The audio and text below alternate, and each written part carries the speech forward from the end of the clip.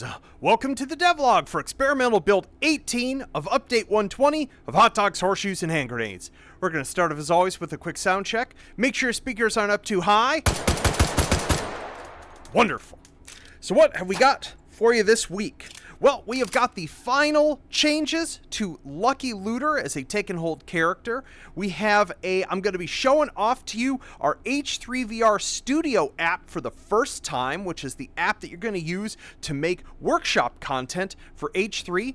I've got a date and a time for you to be able to tune in very, very soon to hear about our next game. And, of course, a hot dog or not dog.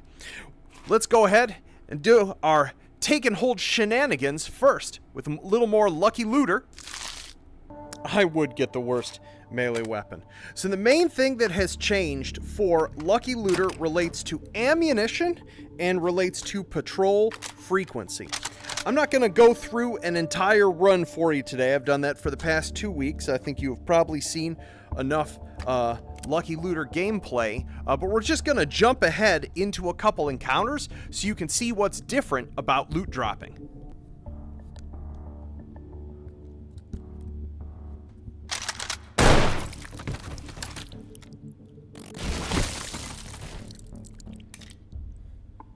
There we go. So we've got a weapon drop, and you'll notice that it not only comes in a sick finish, has a magazine. We don't have FMJ rounds in this magazine. Now, anytime a piece of loot that can contain ammo drops, it actually drops with a valid ammo type defined by the character. So each take and hold character defines a valid ammo set, which is like realistic, non-realistic, and valid ammo eras, modern, World War II, etc. And so those two things are used to filter what type of ammo we get as I just waste around. So I now have a bunch of API on. Here we go. Let's see what we get here. Oh, ooh, a suppressor, even cooler. Oh. This one is designed to go very much over a barrel, so it looks ridiculous here, but I don't care. So yeah, so that's gonna like pretty radically change, I think, what you end up holding on to and not in a round. Because you might have a gun that's a little suboptimal, but you picked up some really, really incredible ammo for it. So let's grab a little more. I heard you around here somewhere. Yup. Ammo! You will notice that this one did not drop a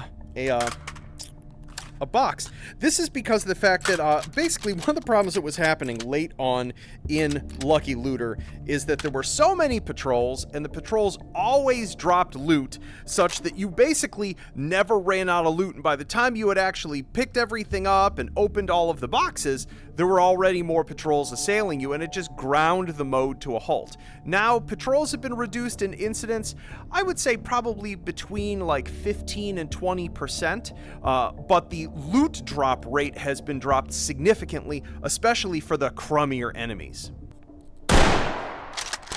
There we go.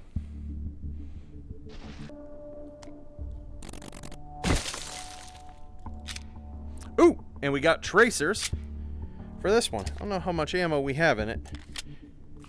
Let's go ahead and do our hold and try out our new fancy ammo. Interfacing with system node. Hold this position. Analyzing system. Oh, 3 rounds is what we had.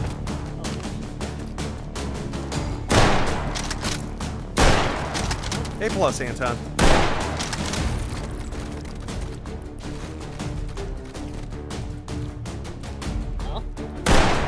Nope. Static encryption neutralized. Encryption neutralized. Advancing to next system layer. Let's use our API on the boss. Analyzing system. Oh, there was only 4! Encryption Blammo. There's something hilarious about building up this epic moment about how much API I'm about to unleash on the enemy with this double extended 1911 mag, and turns out there were 4 rounds. Well, there were 5 rounds in it, and I dumped one onto the ground and didn't pick it up, so serves me right. So yeah, so that is the ammo and loot changes. Let me know what you think of the tuning, the presence of the ammo, how much of it's dropping, how many patrols there are, etc., and I'll continue to tweak this. Anywho, let's jump out of VR right now and check out the H3VR Studio app. So, out of VR, let's take a look at the H3VR Studio app right here. So if you don't want to know what this is an application that Nathan, author of, the most important mod frameworks for H3, who's been working for us, has built this external authoring application for H3 and the Steam Workshop. And the idea here is that you can either create out of whole cloth or import various sorts of data files that you've created inside H3 into this, put them inside modules, and upload those modules to the workshop. And this is going, if you want to upload anything to H3's workshop, this will be the method that you will be doing it. So let's take a look at the application as it's been coming along and what you can do in this in brief. So the first thing you can just do that's very simply is that you can inspect a bunch of the internal data files. A bunch of folks have always wondered and asked hey, this character, what's their setting? How much health do they have? All of these various sorts of things. We can take a look at that in game. So we can say inspect a SOSIG enemy template and then go down here and select, I don't know, the Rifle Wiener Shot Dog here that we have fought against many, many times. And you can see here is what the structure of that SOSIG enemy template is. Its display name, its category, its ID, what body prefab it's choosing, what its configuration template is, all of its stats, what weapons it can spawn with, etc. So that's actually, weirdly enough, a error that is showing up there. I will have to figure out why that is displaying that way. Wouldn't be a devlog without a bug. But yeah, so that's the way one of these works. If we wanted to, we could create a variant of one of these, starting with a piece of that data. So if I say here, click create new module, that's the first step. I need to decide, okay, what's going to be the container for everything I want to make. So I'm just going to put my name here and I'm going to go Anton.showing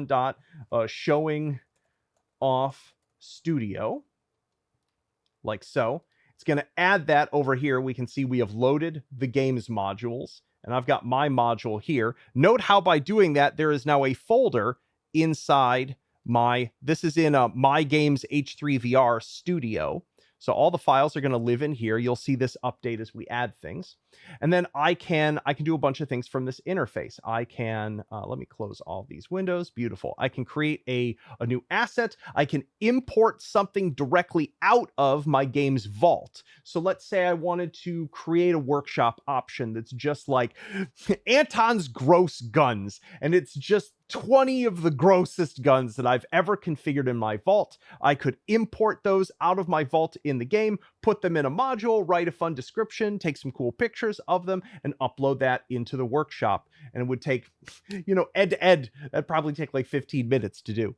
So I'm going to create a new asset here. I pick the different type of asset that's available. I'm going to pick a SOSIG enemy template here.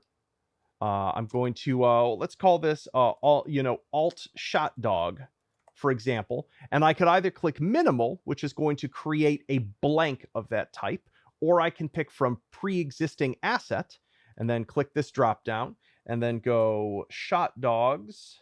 Let's just do the guard, for example. This button here called also copy sub assets is if I wanted to say, not just change something about the parent asset, but change something about every single thing that plugs into it, like its configuration template. If I checked this box, it would also create me a fresh version of those assets and plug them in. But I don't want to do that at this point. I just want to change the root one. So I'm going to create that. So here we have that same sort of view, except now I can change things. So if I wanted to just make it so that this guard only ever had one specific type of Sosa gun. I could go in here, I could remove these elements out of this array. There's still definitely some buttons missing from this from a usability standpoint. Like, it would be nice to have a clear array button or something like that. We could do that, and then what if we just wanted to be super super mean, we could just give it the Sosa gun RG6 as its only weapon. And yeah, and so there we go, and I could just hit File, Save All, and now this Sosig enemy template is saved. I have a file version of it, and if I then wanted to make myself like a take and hold character or progression, I could use both the templates that are in the game and the new one that I've made. So let's make a character that uses one of our vault items, for example, as the thing that spawns by default for them. It's super, super simple. We can just like import from our vault. I'm going to grab the full English, which is something I made a while back that I think showed up in an EXP video. And then I'm going to create a new asset. I'm going to take a take and hold character. We're going to call this random English. We're going to, from existing asset, we're going to pick Ricky Dicky Random. We are not going to copy the sub assets. And then we're going to hit create. So it has now created this character. We want to have all the properties of Ricky Dicky Random, except this vault file spawns at the beginning. And so what we have to do is we need to create one more asset. We need to make an object table that just has that vault file in it. So we click create new asset. We click object table. We call this a full English table. Minimal. We don't need any existing information about it. And we just set category, firearm. We scroll all the way down. We pick override vault files. Click on add element. And then we pick our full English. Boop. Save that. And then go back over to our random English character and scroll down and change the weapon primary that this character starts with, which is a table called FA all, meaning all firearms. And we just changed that element to be our random. Oh. Oop, you know what? I think this, let me close that and reopen it. A few of these fields don't repopulate immediately after you add elements into them. Let's try that again. There it is. Full English table. Boop. Save that. And so now this character will play just like Ricky Dicky Random, but this gun will always spawn. And if I wanted to share that with the world for some reason, I would be able to just hit this upload to workshop button. If there are things missing, it would then complain and be like, hey, you need to actually put in a description for this. Hey, you need to actually put in an image. And then once those things are up, it would just be up on the workshop and live. So yeah, so this application it's still in development. We're getting there's a few crashing issues here or there. There's a few guardrails that we need to put on it. But we've had a private testing group who's been playing around with it. It's been going well, and we're approaching the moment very soon, most likely this month, where this will be coming out into the world and you folks will be able to play with it and make, I just shudder to imagine the just deluge of all of your cursed guns showing up into into the workshop and into each other's lives. So I'm very excited about it. The next thing I want to talk to you about that I am disgustingly excited to talk to you all about is that we are just about ready to share with you folks the next game that we've been working on for a while now. And so if you want to see what's up with that at the very first moment possible, we are going to be in the Creature feature showing on May 6th at 9:30 a.m. Pacific time. There is a link in the description of this video that is it's going to be a YouTube premiere, so you can just go ahead and get a reminder for it so that you can make sure not to miss it. I'm sure I will send out several messages in the lead up in the Discord to make sure that you're all ready and tuning in for something extra special. And I promise you, it will not just be several videos of me eating hot dogs like it was last year. So I think you'll all be very, very excited to see what's going on. So yeah, Creature Feature, 9:30 a.m. Pacific time on Wednesday, May 6th. Be there. All right, and lastly, it's time for Hot Dog or Not Dog.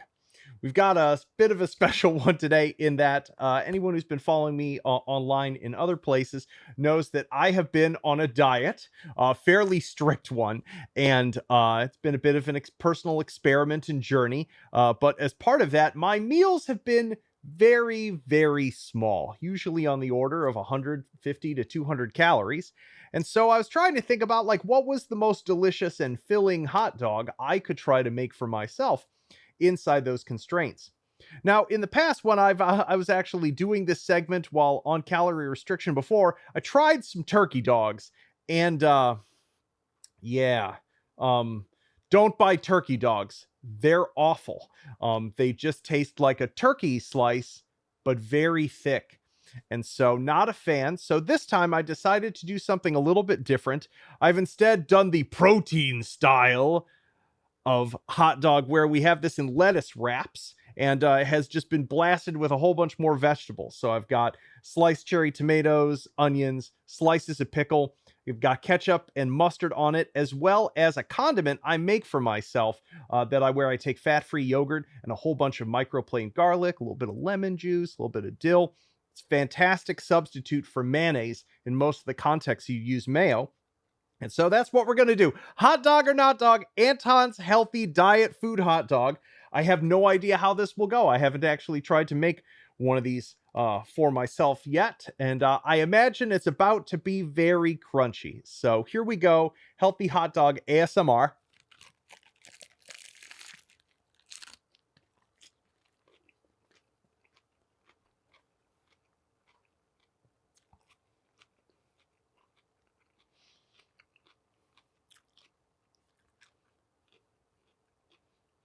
I mean, it's great. It's great. It is I don't know, for me, I always think about the essential flavor experience of a hot dog being the hot dog and its condiments. And I don't think I realized how much until I bit into this that I don't really, other than from a textural experience, I don't really miss the bun. The ketchup on it is sweet enough that it's doing what the bun typically would.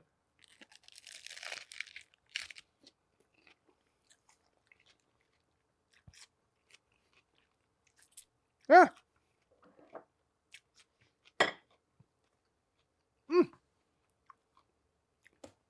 Honestly, that's hot dog enough for me. And I know I'm biased because I'm 9 days technically now, into a very, very deep calorie restriction.